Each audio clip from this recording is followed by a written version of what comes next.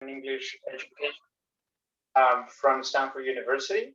His research focuses on text discussions and English language arts classrooms, particularly the affordances and challenges of conducting discussions in dialogic and inclusive ways.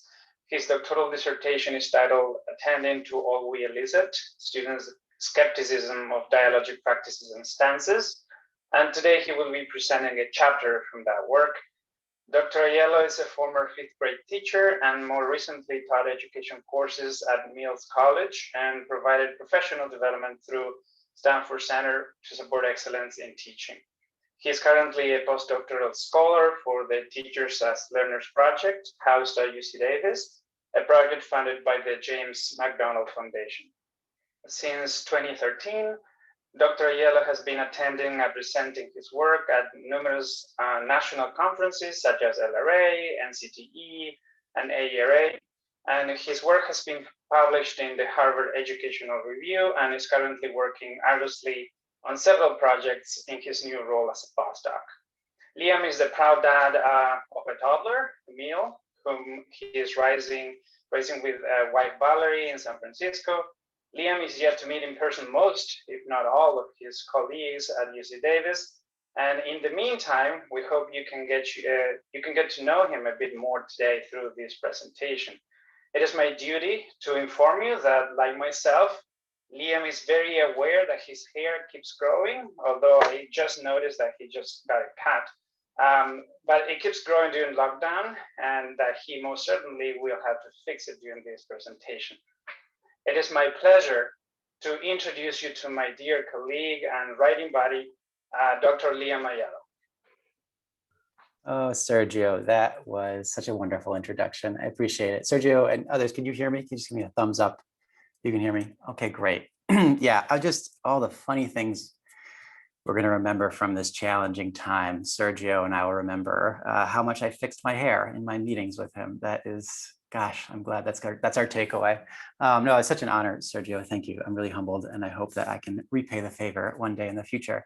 Hello, everyone. My name is Liam Aiello, as Sergio said, and I'm here to present today a bit about a chapter from my dissertation on the role of the talk mover of voicing when we're having text discussions with students.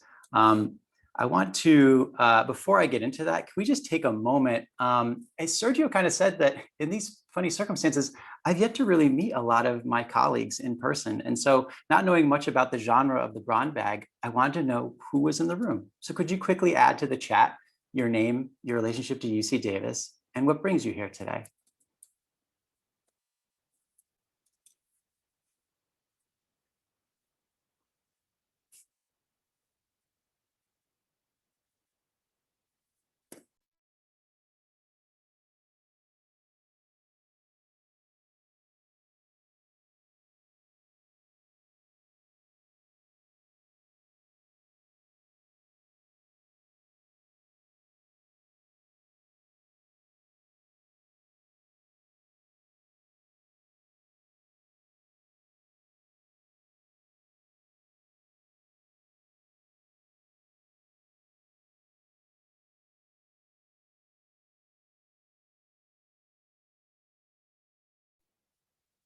Hi, Rosa. Hi, Danny. Jenny, it's great to see you. Jennifer Martinez, nice to meet you. Darnell, hi, Val. Oh, hi, Cindy. It's really great to have you here. Kevin, hey. This is a great group, and you know it's great because I was told by Danny that I might have a pretty diverse audience in terms of the roles that we play at Davis. So I'm trying to construct this talk not just in a research talk kind of way, but also in a way that possibly elicits your responses. So seeing that you're able to interact with the chat is going to serve us well down the line, because there's going to be opportunities to put some things in the chat. Okay, so let's get into it. So here's what we're going to talk about today. We just did some introductions, but I also want to make some really specific connections to let you know precisely who I am and the role that I play here at Davis, beyond what Sergio has already shared. I'm going to be using some terms today. I wanted to really ground us in some of the things that we'll be interacting with. I'm going to talk a bit about what dialogic teaching means to me. and then also what this idea of revoicing is, because that'll help us as we move through this presentation.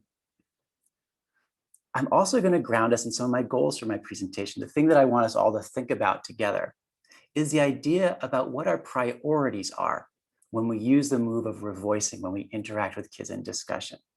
But the idea of our priorities as teachers will come up a lot today. I'm going to then introduce you to my dissertation, which I'm going to simply refer to here as Teaching with the Students, Melanie, Gabriella, Warren, and Riley. I'm excited for you to meet these students.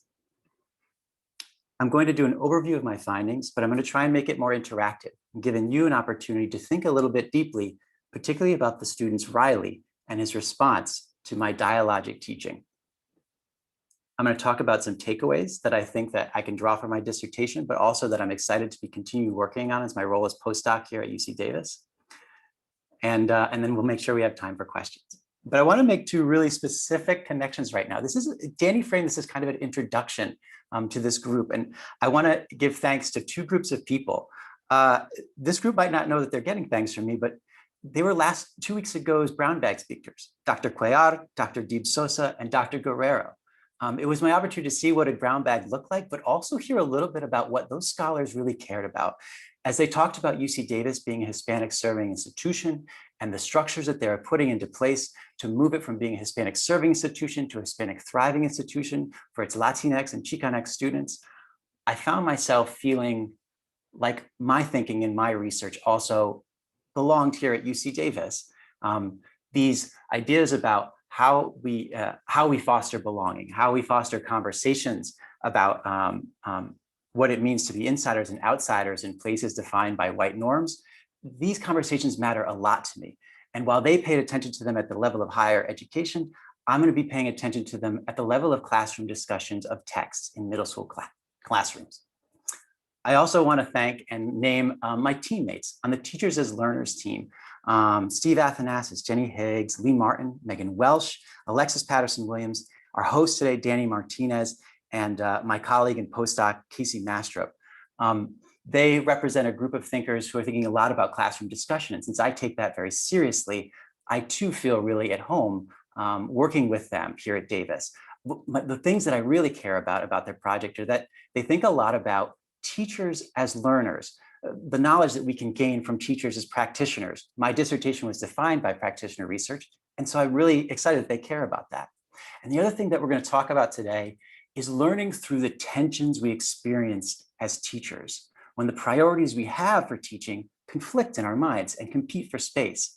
I really value that the Teachers as Learners team that I work with care about the idea that tensions are not these things that we might want to wish away about our teaching, but are things that we might want to embrace and explore further to learn more about ourselves as teachers and about our students. So those are some really explicit connections I wanted to make about how I feel about working here at Davis. So quick definitions to put out there. Dialogic teaching will be used a bit, and I just want to name a few key features of what this means to me. It's an approach to teaching that's organized around discussion, where students are talking to each other more than the teacher is driving it. If you're familiar with the idea of the initiate, respond, evaluate exchange, it tries to get rid of recitations where the teacher is just asking test questions and getting students to respond, and dialogic teaching gets students to talk to one another. A lot of it in teacher education is built around talk moves, using authentic questions to elicit students' responses, using uptake to get them to say more. And the talk move that we're going to talk about today, which is revoicing, which is rephrasing what students say. I'll elaborate more on revoicing in just a second. There are a lot of affordances to dialogic teaching, from raising students' textual reasoning in English language arts classroom, their ability to argument, to the ability to argue over ideas with one another. There are takes on critical pedagogy. It has affordances for culturally responsive teaching. A lot of this has been documented across the literature over the many years in classroom discussion literature.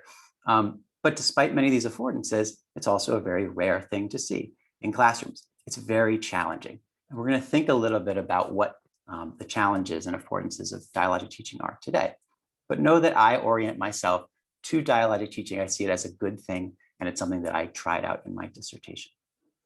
So let's focus on that point number 2, teacher talk moves. We're going to think about a talk move called revoicing today, and I just put the definition up there.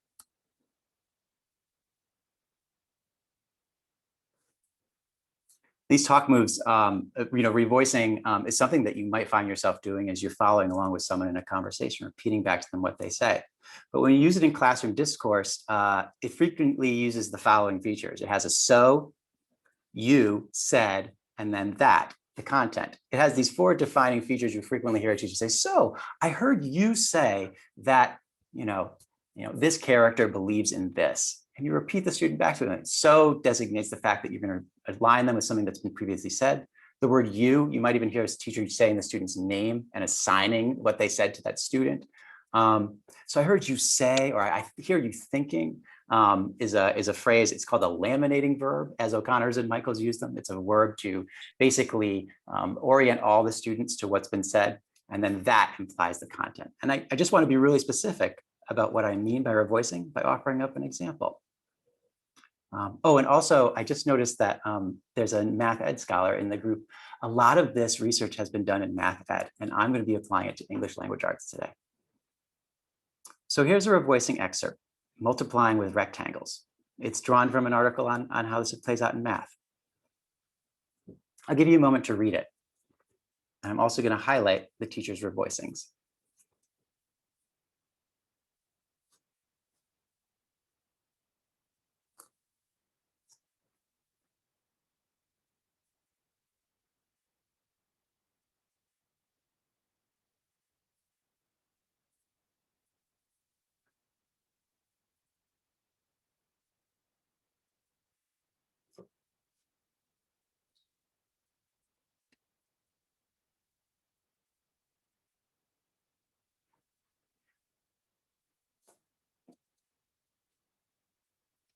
Now, rather than use this excerpt to simply define revoicing, I want to move the conversation in the direction that I'm going to have today about what I found with my students, which is some of teachers' priorities for employing revoicing.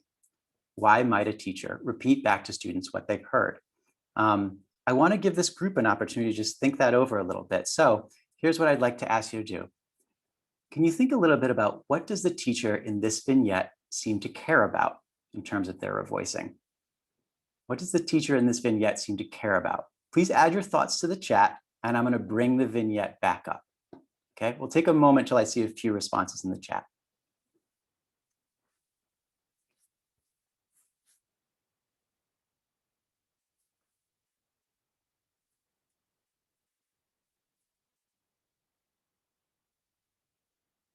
I see. Moving math thinking forward. Holding students' ideas up for the group to inspect. Yeah. Sharing strategies. Thanks, Casey. Yeah. Not telling them what they're wrong, but instead helping them think through the process. Meta moment. I'm clearly revoicing you all, but this is really great. Thanks, Darnell, Casey, Cynthia, Steve. Rebecca's here. Check to see if she understands the child, if the teacher understands the child. Checking to understand. That's great.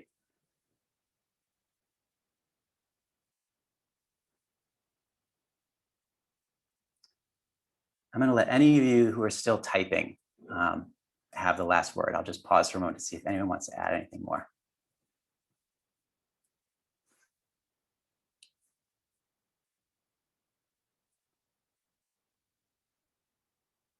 This is a great place to start. What's great about everything that's been said is that it maps onto what Herbel and Isom in 2009 document as teachers' priorities for revoicing.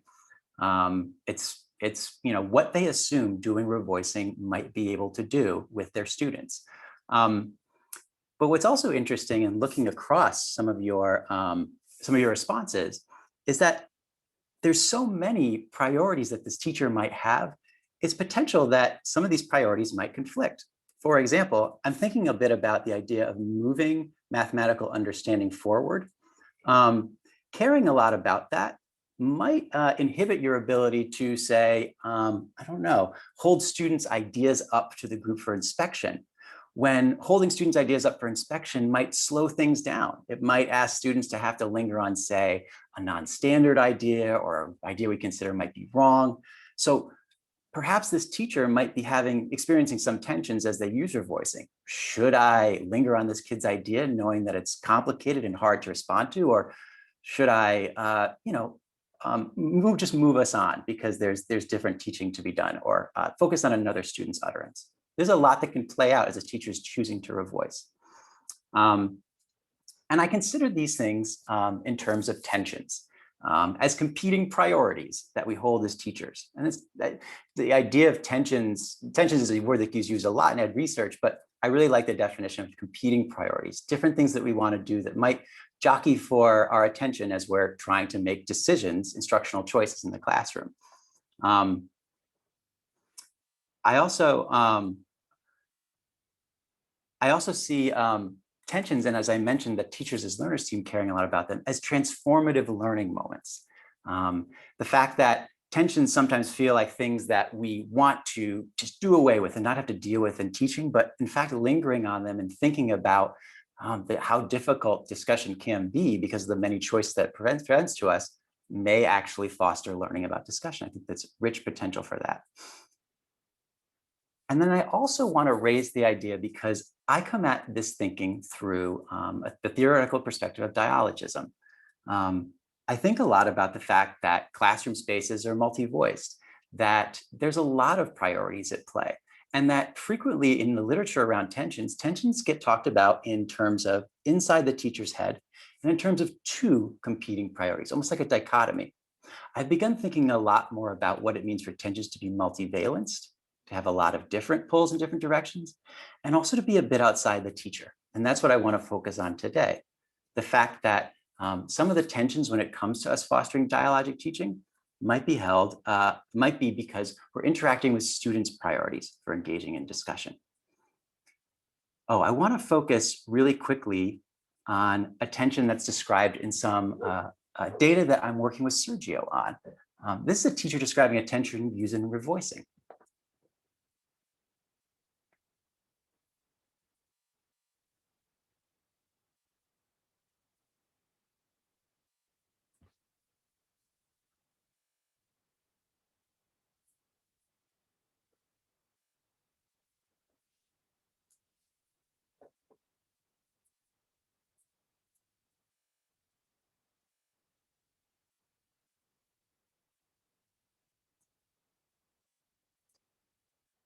Yeah, thanks, Rebecca. I've heard a lot of teachers express this concern too. It really stands out to me, not just because it's clear that just the simple talk move that we've perhaps prescribed to teachers to do discussion, use revoicing, it'll get kids to do X, Y, and Z. It can have some problematic aspects to it, particularly when we're thinking in terms of working with students where the idea of academic language or imposing, let me put it this way, taking a student's words and putting them into your own words brings up issues of positionality, brings up issues of difference and potentially oppression that really concern me. And I'm really glad to hear that teachers are thinking about discussion and revoicing through this lens, through this tension. So rather than holding them back from doing discussion, I think this teacher is really forming some interesting theories.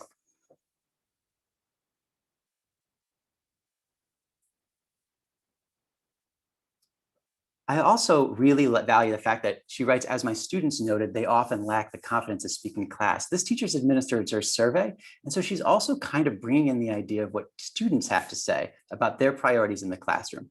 But I'm wondering if there's other things that we can take this a little bit further when it comes to understanding how our students are responding to revoicing and our efforts to take their words and re-say them back to them. So just take a moment before I move on. I just want to pause because I've put a lot out there. No need to put this in a chat, but take a moment to consider what are some competing priorities you encounter when teaching. And you can just think about that.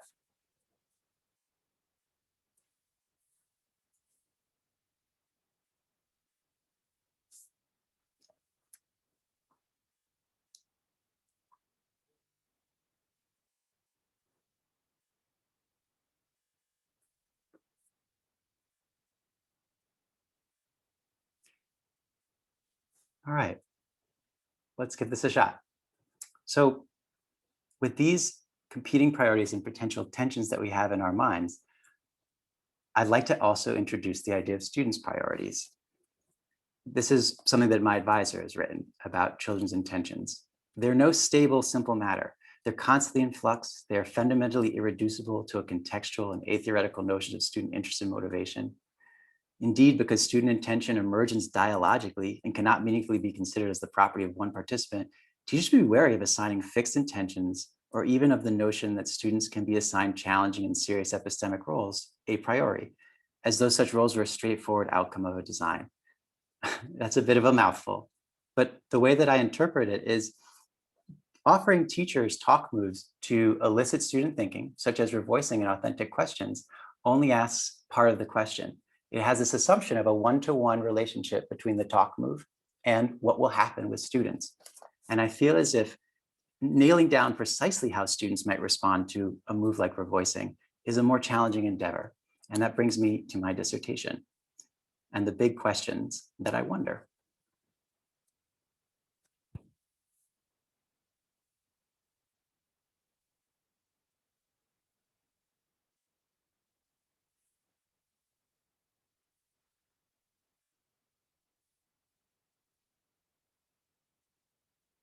Okay. So let me introduce you to the 4 students with whom I worked for my dissertation: Gabriella, Melanie, Riley, and Warren. This is in our classroom space where we'd meet on a daily basis throughout the spring of 2016. It seems like ages ago and seems like a very unfamiliar space based on our pandemic situations, but and we would discuss a text and dialogically. I'll tell you a little bit more about that, but I'm excited for you to meet them and to hear how they responded to my teaching. So in my study, I asked the following questions. In a series of dialogically organized text discussion with 7th grade students, how did a teacher researcher's use of revoicing function in terms of dialogic pedagogy? How and to what extent did students respond to the teacher's use of revoicing? How and to what extent did students' responses to revoicing play a role in the group's textual sense-making? These things I cared about going into my study in this particular chapter. And we're going to think a lot about research questions 1 and 2 today. A bit of the theoretical framing. I relied on sociocultural and dialogic theories of language and learning to understand my interactions with these students. I relied on an approach to literacy teaching called dialogically organized literacy teaching, which I've talked a bit about, but I paid very close attention to the ways that I was not evaluating what kids said is right or wrong, but using moves like revoicing to make them have to respond to each other's statements. And it also takes up a practitioner inquiry stance. I was the one who conducted this research as well as did the teaching. And while that might point to certain limitations of the study, because this study focuses a lot on dialogic priorities and how they intersect and elicit other, like the students' dialogic priorities, I think that it really matters. I think that this is the methodology that matched the types of questions that I cared a lot about. Based on a district university partnership in Northern California at a middle school that I refer to as Raymond Middle School, I worked in a 7th grade English arts classroom for an entire year. And towards the end of the year, I had the opportunity to teach the text, The Giver, with 4 students, Gabriella, Melanie, Warren, and Riley. All names are pseudonyms. Some of us might know The Giver. It's pretty old school, but basically what it does, what we focused on in our conversations of The Giver was trying to get students to talk about as much of the text and remove me from the stance of evaluator, as I kind of said. The Giver is a book about a character named Jonas who, over the course of his time in this community in which he grows up, realizes that he has this special ability. And because of this special ability, he's assigned this role to receive the memories of the community from The Giver. And that's all the context I'm going to share at this stage. So my data was, for this chapter, was 15 recorded text discussions, interviews with the students and their teacher, field notes and analytic memos, and I undertook ethnographic microanalysis of the transcribed talk and engaged in multiple rounds of iterative coding in order to surface themes across the interactions that I had with these students, particular attention to how they engage with my revoicing. And here's a bit of the finding summary. So revoicing played a significant role in my dialogic repertoire. Revoicing often took the place of evaluating student ideas in my interactions with these 4 students. Revoicing, and here's where it was a bit of unexpected. Revoicing would sometimes lead to students contesting this revoicing. And my response to students contesting revoicing became another aspect of my pedagogy, a transparency and openness to explaining why I made the choice I did. We're going to think a lot about these 2 right now in terms of the set of transcripts that I'd like to share with you. So just to give you a sense of how my revoicing functioned, we're going to think about Gabriella's weekend. So here's me discussing their weekends with them, and I'll let you read that to yourself. Just focus on the way that I revoice Gabriella.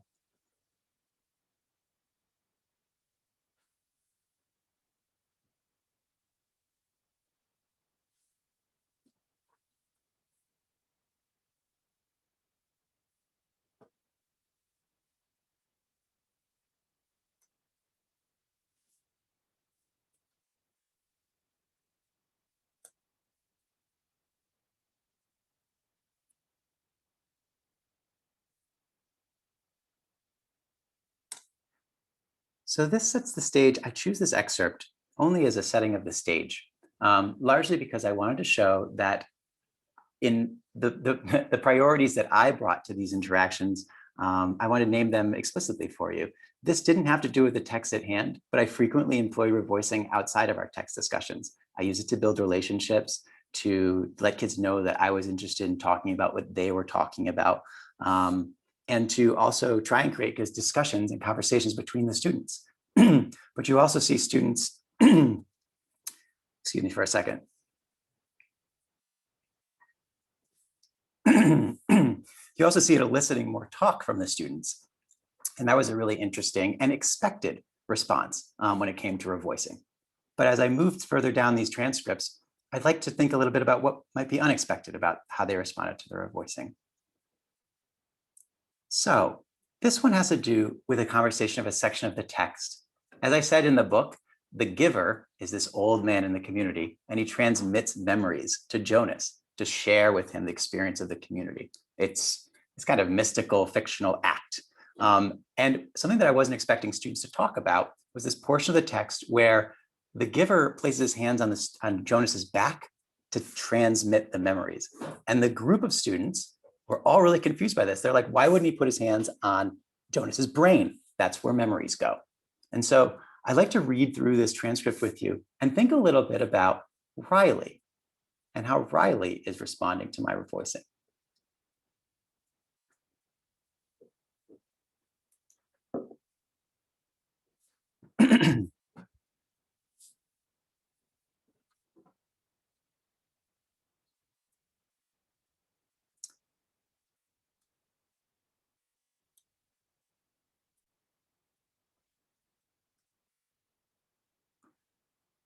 Oh, you said there's a body part where Gabriella says, no, on their back. And I revoice Gabriella, on their back? Riley, no, on their head, because the brain's getting implanted to their head. Why would the memories be implanted in the shoulder? Warren asks, who cares? In this, there's this opportunity that also the revoicing literature brings up, which is for Riley to reject my voicing. Is this, or to basically reject what I had said about Gabriella's statement, which is this what we all believe? It elicited a argumentative stance from Riley, and I was excited to see that.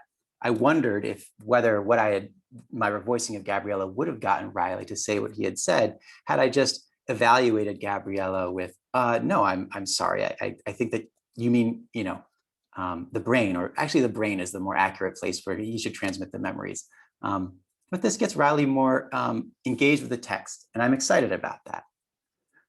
But for this next passage, I'm going to think a little bit with you and have you insert into the chat in response to this question. What does Riley seem to care about? So I'm bringing back the idea of students' priorities when it comes to engaging in dialogic discussion with teachers.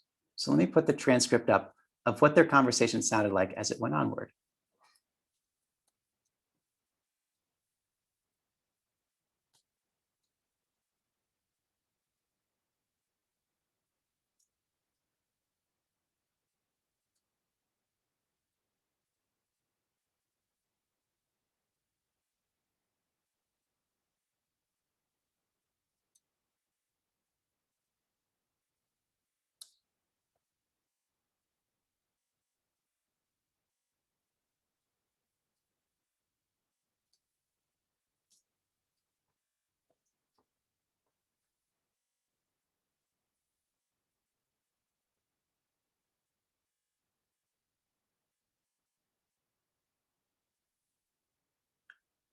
So similarly to the way that we entered into the chat in that math excerpt about multiplying rectangles, what the teachers seem to care about in using their revoicing, I'd like you to pay close attention to Riley in this transcript, particularly how he responds to my revoicing in line 9 and 10. Can we just hypothesize a little bit in the chat? What does Riley seem to care about in this interaction?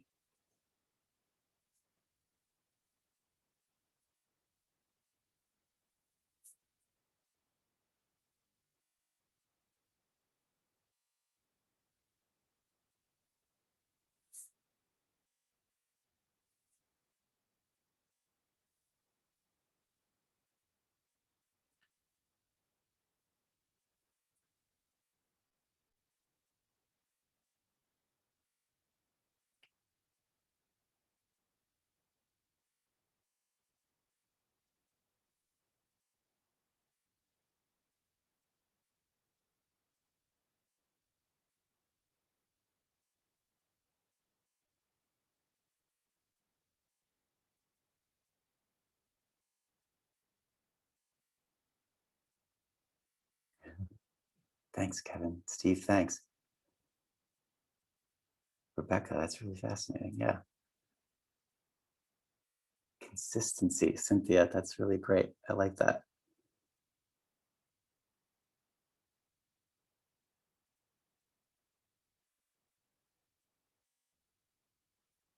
Riley wants clarification about transmission, and he also wants to make sure he's understood. He cares that his voice, he wants it revoiced verbatim, not interpreted. That's an interesting distinction, Sergio. So I want to name explicitly about what we're doing. This is the type of analysis that I undertook, but I think that what we're all acknowledging here is that I did have conversations with Riley outside of these interactions through the form of interview, but to really get at the dynamic and shifting nature of what he cares about in this, we have to speak in tentative terms. But it is clear that based on the multiple interpretations that I see appearing in the chat, that there is a lot that could be potentially going on for Riley. And I want to name two things. One, if we take if we see that revoicing would simply do what prescribing revoicing literature says it would, which is get students like Riley talking more, get them talking about their own ideas, position them as speakers rather than listeners, we might not get at some of these nuances about what Riley cared about. And even though this was an unexpected take on my revoicing for him to resist it, I didn't say that. I just said, why didn't he touch the brain? Maybe we should have tried the brain.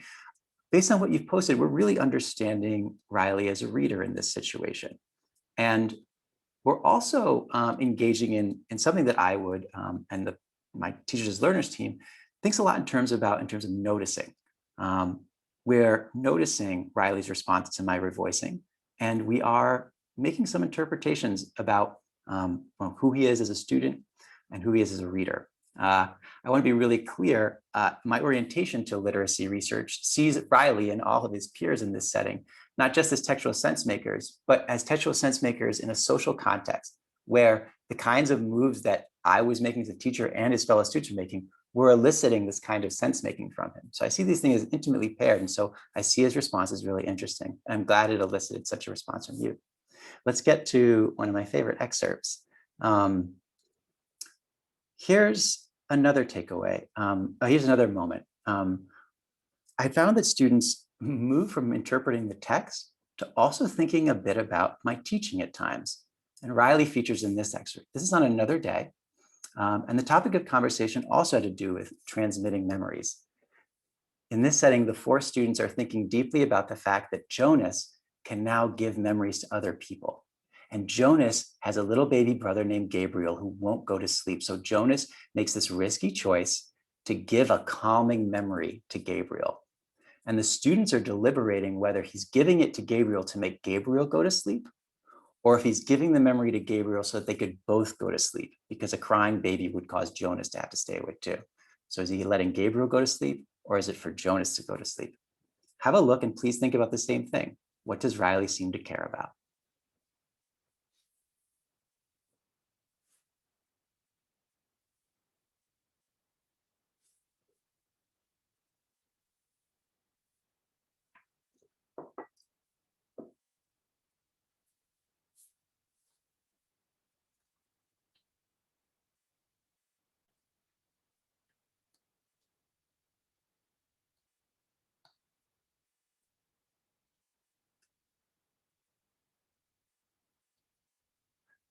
I don't need us to post in the chat, but I still want us to all to try to get to line 7. Just in the interest of time, I'll take the conversation from here.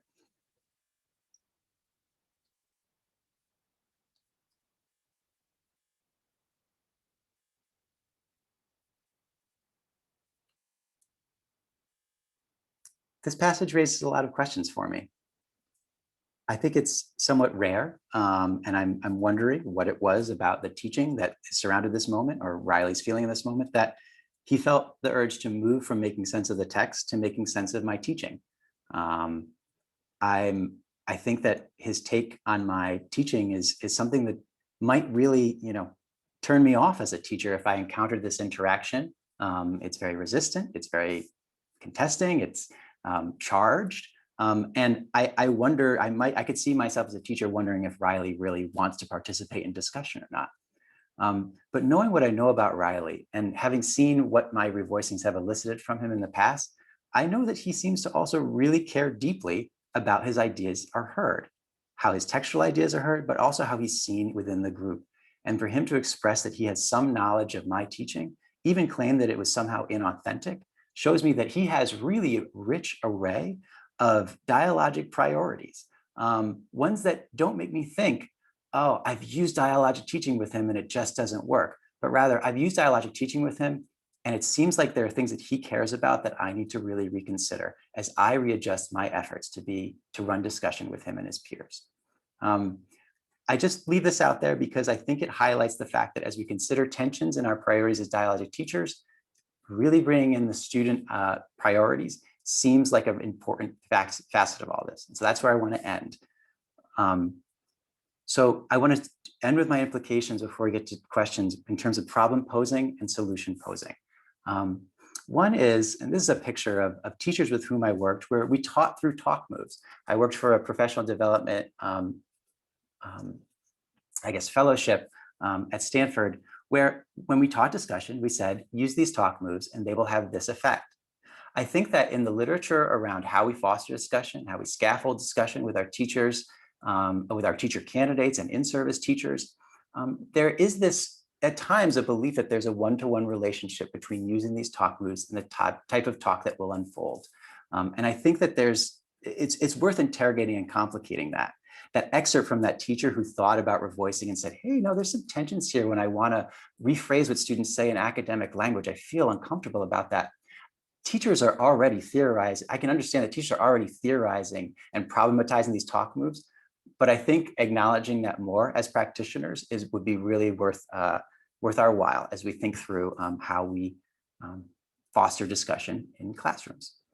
And also when it comes to the notion of tensions too, I think that, as I said earlier, I think that we see tensions as just located within the teacher's head and perhaps just binary. Should I do this or do this? Tensions are very multivalent. Priorities can come from a lot of different directions. As that teacher said earlier, she had administered a survey to her students. So she was understanding a bit about her students' priorities about discussion. As we saw with our interactions with Riley, I had these beliefs about why I cared about doing revoicing, and Riley had totally competing understandings about how revoicing might function for him and his peers. And I think that that's a really interesting take and has led me to do a lot of theorizing about my teaching. And I wonder what opportunities this affords for doing this with teachers in service and pre-service classes. And I want to talk a little about solution posing and bring you back to the work that I am currently engaged in. The Teachers as Learners project has taken it upon itself to think about the phenomenon of teacher noticing, another phenomenon that's drawn a lot from mathematics teaching, but we're directing it towards English language arts in our project. These are the 3 typical components of noticing: attending to what's going on in students' thinking, interpreting it, and deciding how to respond.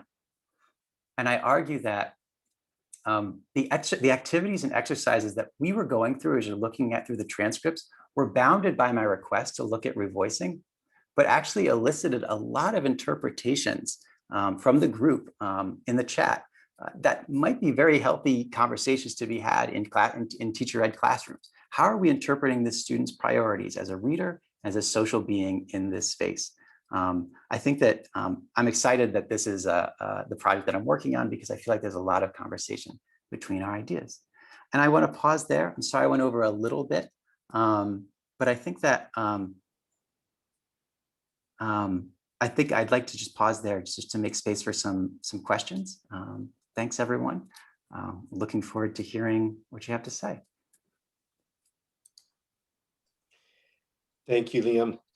Please, if anyone has a question, feel free to unmute and ask your question. Steve, go ahead. You know, I was thinking about in that example, it seemed, I thought about teacher nervousness. And this is one thing that I suffer from a lot, where someone says something, a student says something, and I jump in maybe a little too quickly. And so it seemed like your moves with Riley or with that scene were about the pronoun use. You know, it was like, wait, who's the he? Who's the they? You know, you were sort of seeking clarification. Yeah. Instead of seeking the clarification, you offered your interpretation of what was being said, and you did that twice. So it felt as if then Riley got a little annoyed, like, Yeah. wait a minute.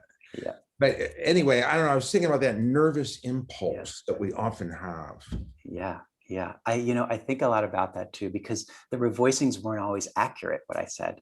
And I think that there's a priority that I had, certainly that I think I've seen in other conversations about revoicing, is that revoicing is a pause. It's like, allow me to gather my thoughts.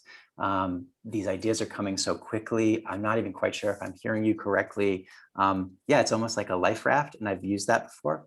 So I'm glad you picked up on that. The confusion over the pronouns too. How do I want to respond to this? I think, Steve, I'm glad it's you asking this question. We've had a lot of conversations when it comes to, what it feels like to improvise in the moment. And I think that,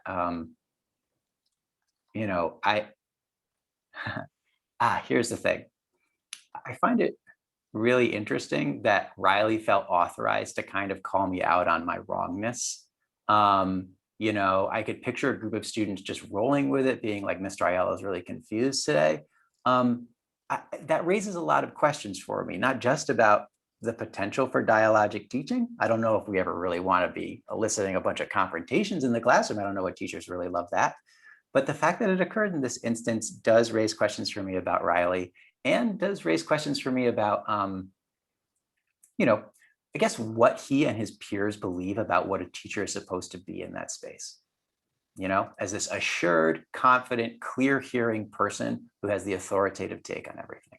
And because a lot of those norms got shaken for those students, I'm wondering the extent to which this, counts as a critical space for Riley, as someone who is reading the world a little bit as he's reading the word.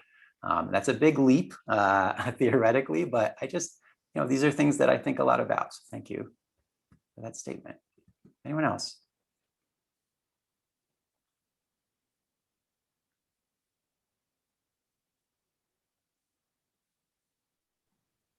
Well, let me put myself on video. I keep thinking about social dynamics among students and how sometimes those emerge in classroom discussions. Yeah. And so maybe this wasn't only directed at you, but was also a way to show the other kids that he was having some agency here. Mm-hmm. So I guess I'm wondering, in this particular case, was this the first time he was critical of you, or was this an ongoing thing that he was kind of raising questions about your teaching periodically? Thank you. I really appreciate that question. And Rebecca, I've heard your name before because I work closely with Casey Mastrup, and she shares wonderful things. So it's nice to finally meet you. To answer your question, this was not the first instance. It was just one of the most, most exciting to talk a bit about because he spoke so clearly about my teaching here. I agree with you. I think it pairs well with my understanding about literacy as a social practice, that this is not just, he doesn't simply say these things because these are thoughts going through his head. He's saying these things to position himself. And I think that that's certainly a feature of Riley throughout my study, that he was someone who, you know, I think some teachers might dismiss it as someone who has a rigid sense of how things are supposed to be, and he doesn't like having that shaken. But the fact that he would share this frequently, particularly in the presence of Warren, he really cared about his relationship with Warren. It gave me a sense that, like, I don't know, that he actually took these like learning settings really seriously. And I came to understand Riley a bit differently. I'm not sure if I'm answering your question, but it was a pattern with him. And I think that looking across those might be a really interesting way of examining my transcripts too. Yeah, how it developed over the course of our time together.